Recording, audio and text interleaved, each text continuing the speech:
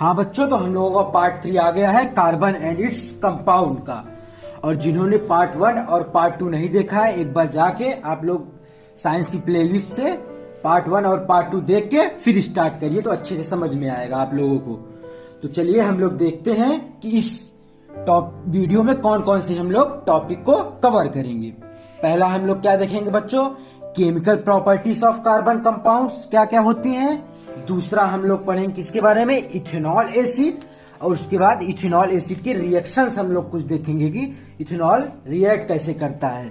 और तीसरे में हम लोग किसके बारे में पढ़ेंगे बच्चों, कि इथेनॉइक एसिड क्या होता है और इसका कैसे रिएक्शन होता है।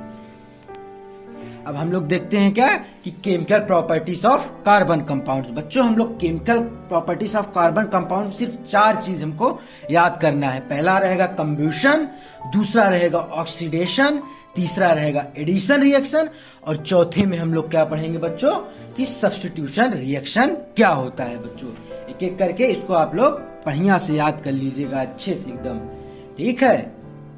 ना समझ में आए तो उसको बार बार पढ़िए आप लोग एक ही चीज को। तो चलिए देखते हैं कंब्यूशन क्या होता है बच्चों। When carbon burns in air or oxygen to give carbon dioxide heat and light, then it is known as combustion बच्चों, ठीक है। आप लोग यहाँ एग्जाम्पल देख रहे होंगे कि कार्बन जब ऑक्सीजन के साथ बर्न कर रहा है तो क्या फॉर्म कर रहा है, कार्बन डाइऑक्साइड प्लस हीट और लाइट निकलती है। तो ऐसे ही CH4 किसके साथ रिएक्ट कर रहा है, ऑक्सीजन के साथ, तब भी कार्बन डाइऑक्साइड और H2O हीट और लाइट इवॉल्व होती है बच्चों। और जब सेचुरेटेड हाइड्रोकार्बन बच्चों बर्न होता है तो वो क्लीन फ्लेम देता है।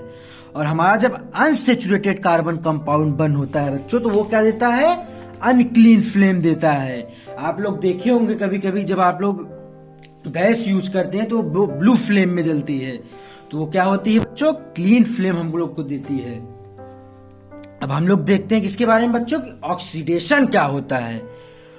Oxidation of ethanol in presence of oxidising agent gives ethanoic acid बच्चों, ठीक है। क्या कौन से ऑक्सीडाइजिंग रहते हैं, पोटेशियम परमैंगनेट और एसिडिफाइड पोटेशियम डाइक्रोमेट बच्चों, ये ऑक्सीडाइजिंग एजेंट के तौर पे यूज होते हैं बच्चों ऑक्सीडेशन रिएक्शन में।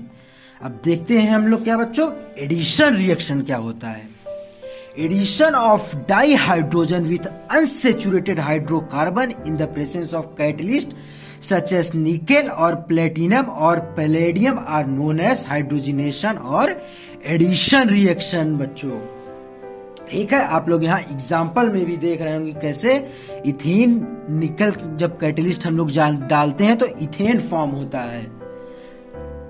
अब हम लोग देखते हैं क्या बच्चों कि कैटलिस्ट क्या होता है। आप लोगों को मन में आ रहा होगा ना कि ये कैटलिस्ट क्या चीज होती है साइंस में, ठीक है बच्चों। देखते हैं कि substance that causes a reaction to occur or proceed to different rate without consuming in it are called catalyst, ठीक है बच्चों। ये क्या होता है कि रिएक्शन को आगे प्रोसीड करने में मदद करता है, ठीक है। जैसे हम लोग पेट्रोल डाल के गाड़ी को चलाते हैं, ऐसे रिएक्शन में कैटलिस्ट यूज किया जाता है बच्चों।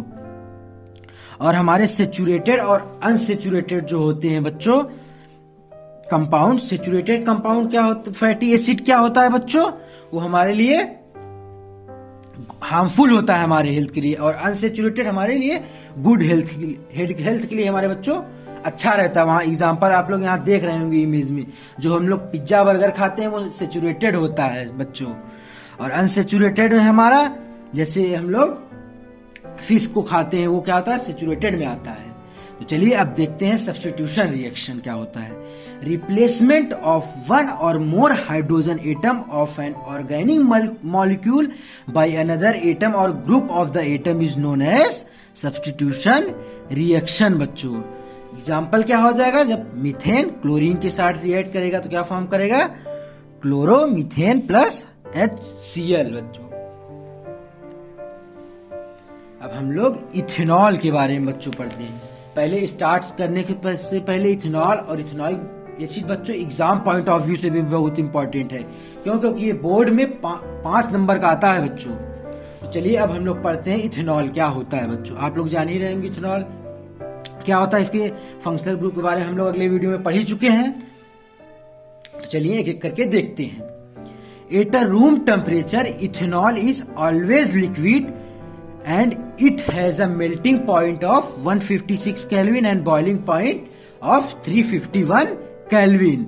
सेकेंड क्या हो जाएगा बच्चों इसका, it is one of the most active ingredient of alcoholic drink. ये इंग्रेडिएंट के तौर पे यूज किया जाता है किसमें, अल्कोहल में बच्चों। और it is also used in making many medicine such as cough syrup हो गए बच्चों, टॉनिक्स में, as well as tincture of iodine, as it is very good solvent बच्चों। और अगर इथेनॉल बच्चों ज्यादा कोई कम कंज्यूम करने लगता है तो आप लोग देखेंगे उसके लिए आने वाले सालों में उसकी हेल्थ जो होती है वो क्या होने लगती है, डिटोरिएट होने लगती है। इसीलिए बच्चों जो एल्कोहलिक लोग होते हैं, कह सकते हैं पियक्कड़ आप लोग, उनकी जी आप देखेंगे तो क्या होगा, वो लोग हमेशा एकदम मस्त रहते हैं अपने में ही।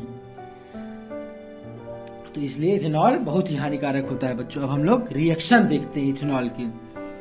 Reaction with sodium, when ethanol react with sodium it gives hydrogen gas and sodium ethioxide as the final product। देख रहे हैं ना, इथेनॉल और सोडियम के साथ रिएक्ट करके सोडियम इथोऑक्साइड और हाइड्रोजन फॉर्म होता है बच्चों।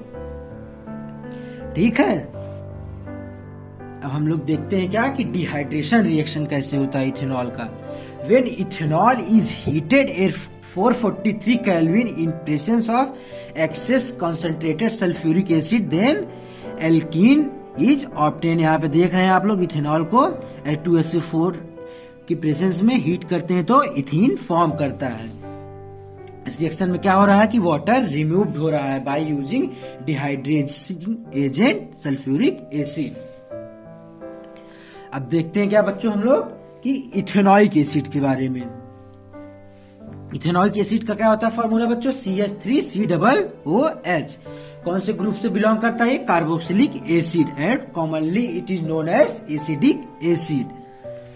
After adding 5 to 8% of acidic acid in water it becomes vinegar and is mostly used as preservatives in nickels। अब हम लोग देखते हैं क्या बच्चों, reaction of ethanoic acid. Esterification reaction बच्चों बहुत इंपॉर्टेंट है, चलिए देखते हैं क्या है। Esters are formed by reaction of an ethanoic acid and alcohol. जब इथेनॉइक एसिड और एल्कोहल फॉर्म करेंगे तो क्या बनेगा, स्टर। स्टर हम लोग किसमें यूज करते हैं, ऐसा स्वीट स्मेलिंग सब्सटेंस, और हम लोग इसको परफ्यूम बनाने के तौर में भी यूज करते हैं। ठीक है बच्चों, अब हम लोग देखते हैं क्या कि सैपोनिफिकेशन कैसे होता है बच्चों। On treating an ester with base such as NaOH it is converted back to ethanoic acid and alcohol, then it is known as saponification reaction. जब हम लोग क्या करते हैं बच्चों, ईस्टर को किससे, बेस से रिएक्ट करवाते हैं NaOH से, तो किसने फिर से किसमें कन्वर्ट हो जाता है, इथेनॉइक एसिड और एल्कोहल में। तो इसको क्या बोला जाता है बच्चों, सैपोनिफिकेशन रिएक्शन। अब आप लोग सोच रहे हैं इसको सैपोनिफिकेशन क्यों बोला जाता है बच्चों। सैपोनिफिकेशन इसलिए बोला जाता है बच्चों क्योंकि यही रिएक्शन हम लोग जब साबुन बनाते हैं, सोप बनाते हैं, तो उसमें हम लोग यूज करते हैं। जब हम लोग सोप और डिटर्जेंट पढ़ेंगे तो हम लोग उसमें डिटेल में पढ़ेंगे सोप और कैसे हम लोग बनाते हैं। ठीक है बच्चों, पर परेशान होने की जरूरत नहीं है, एकदम बढ़िया से मस्त से आप लोग पढ़िए। रिएक्शन ऑफ इथेनॉइक एसिड क्या है बच्चों कि जब ये बेस के साथ रिएक्ट करेगा इथेनॉइक एसिड, तब क्या फॉर्म करेगा, क्या फॉर्म करता है जब बच्चों बेस के साथ रिएक्ट करता है, तो क्या सोडियम हाइड्रोक्साइड क्या करता है, सॉल्ट देता है और वाटर।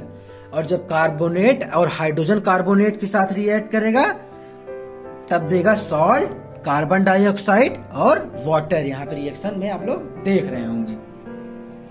अब अगले वीडियो में हम लोग किसके बारे में पढ़ेंगे, सोप्स और डिटर्जेंट्स के बारे में बच्चों हम लोग डिटेल में पढ़ेंगे। ठीक है, तो अब हम लोग आप लोगों से अगले वीडियो में मिलेंगे। ठीक है बच्चों।